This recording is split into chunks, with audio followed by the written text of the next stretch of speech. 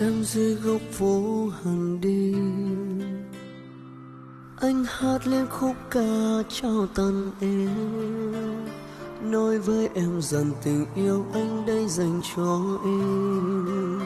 Dẫu biết ước mơ anh với em quá xa vời, đời anh là du ca, anh không lựa chọn được người ơi. Dẫu biết anh yêu em nhưng chẳng thể với tới.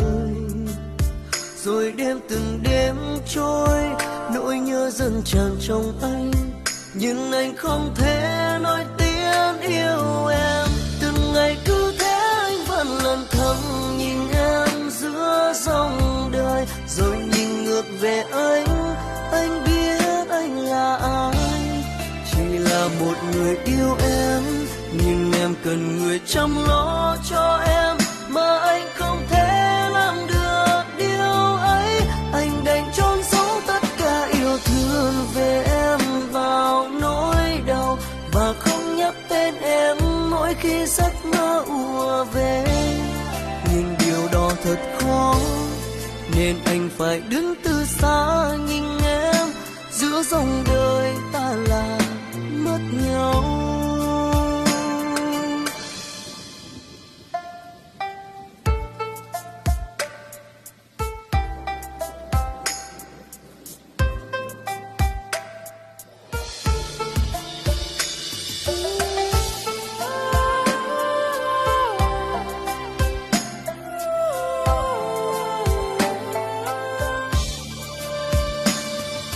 Người ơi em có hiểu lòng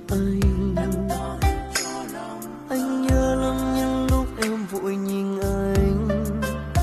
Cứ thế từng ngày tình yêu anh không thể nói hết, em không thể nào biết đâu, cũng bởi vì đời anh là du ca, anh không lựa chọn được người ơi. Dẫu biết anh yêu em nhưng chẳng thể với tới. Rồi đêm từng đêm trôi, nỗi nhớ dần tràn trong anh, nhưng anh không thể nói tiếng yêu em. Từng ngày cứ thế anh vẫn lần thầm nhìn em giữa dòng đời, rồi nhìn ngược về anh biết anh là ai. Chỉ là một người yêu em, nhưng em cần người chăm lo cho em, mà anh không thể làm được điều ấy.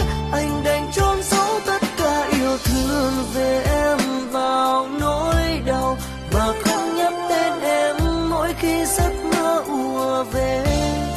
Nhưng điều đó thật khó, nên anh phải đứng từ xa nhìn em, giữa dòng đời ta là mất nhau. Từng ngày cứ thế trôi qua